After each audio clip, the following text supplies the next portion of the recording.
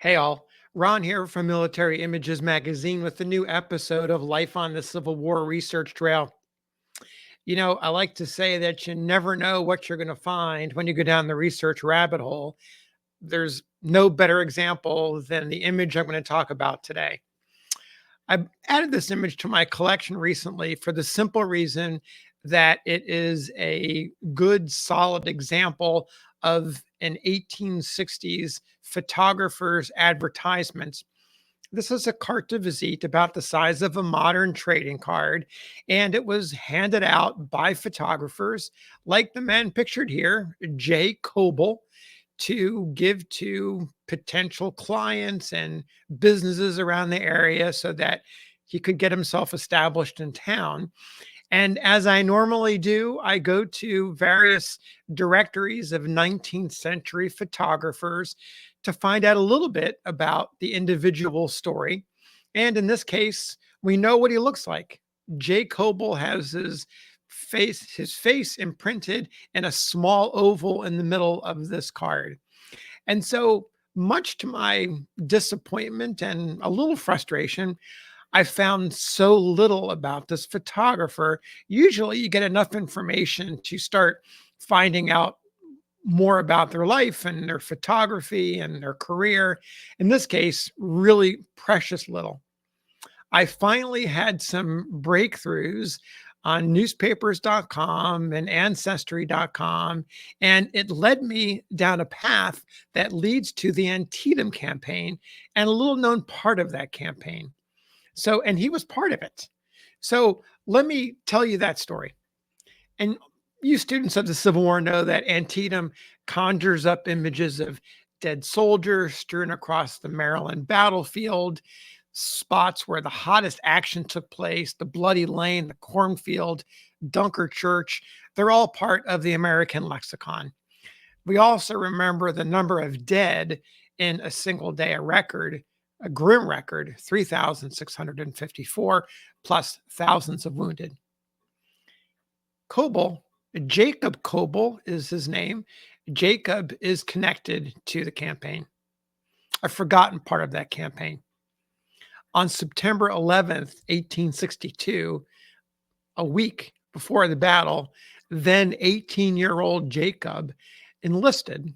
He actually answered the call from the Governor Curtin's call the previous day for 50,000 Pennsylvanians to defend the Keystone State against the invading Confederate Army, which was already in Maryland. And there seemed to be no question that the Army, General Robert E. Lee's Army of Northern Virginia, would make its way across Maryland and head into Pennsylvania.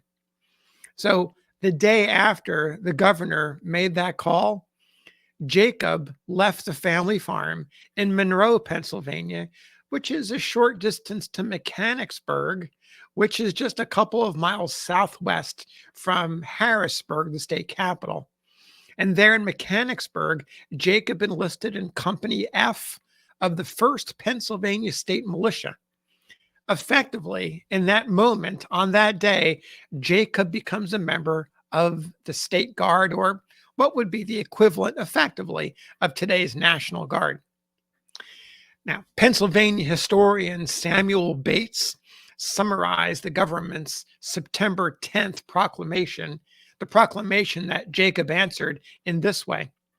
He said, Curtin called on all able-bodied men to enroll immediately for the defense of the state and to hold themselves in readiness to march upon an hour's notice, to select officers to provide themselves with such arms as could be obtained, with 60 rounds of ammunition to the man, tendering arms to such as had none, and promising that they should be held for service for such time only as the pressing exigency for the state defense should continue. So basically, the governor was saying, get your guns, get your ammunition. If you don't have any, hopefully your neighbors will have some. Get whatever you have and assemble. Your state, your country needs you in this hour of peril. We need you. Jacob Coble answered that call.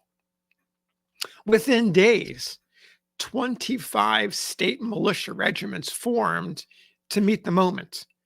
Coble, as I mentioned, he numbers among the first responders. He joins a contingent of about 20,000 volunteers to protect Harrisburg. Thousands more go into Maryland and converge around Hagerstown and Boonesboro. And then another large group of thousands assembles in the vicinity in Greencastle and Chambersburg, Pennsylvania. So you've got three large contingents, thousands of men each scattered across the south central part of Pennsylvania into Maryland, awaiting who knows what. Is Lee's army going to make it into Pennsylvania? Or are they going to fight battle-hardened Confederates? Tense days passed. Coble and the other green militiamen prepare for the very real possibility that they are going to go to battle and a fight for the heart of Pennsylvania. But turning back the Confederates at Antietam on September 17th by the Army of the Potomac under George B. McClellan ended the threat and the emergency. Now, the battle by most accounts is referred to as a draw, but they do have the edge there because Lee and his army did not continue into Pennsylvania. In fact, the commander of the Army of the Potomac, the charismatic Major General George B. McClellan, who stopped Lee, wrote a letter to the governor, to Governor Curtin. And part of that letter is a credit to Coble and his thousands of comrades who stood up in the moment. McClellan says, fortunately, circumstances rendered it impossible for the enemy to set foot upon the soil of Pennsylvania. But the moral support rendered to my army by your action was nonetheless mighty. In the name of my army and for myself, I again tender to you our acknowledgments for your patriotic course, the manner in which the people of Pennsylvania responded to your call and hastened to the defense of their frontier, no doubt exercised a great influence upon the enemy. Coble mustered out on September 25th, just a week after the Battle of Antietam. He returned home with his older brother, Daniel, who accompanied him, also enlisted in the first, and stood up around Harrisburg waiting for the battle that never happened, but they were there. They returned home, rejoined their aging parents and brothers and sisters. Now let's get to this photograph. About 1867, Coble moved to Newport, Pennsylvania, which is just up the Susquehanna from Harrisburg, and embarked on his life's work as a photographer. He's pictured here very early in his career. Locals would drop by the studio for portraits in all the latest and ever-changing styles.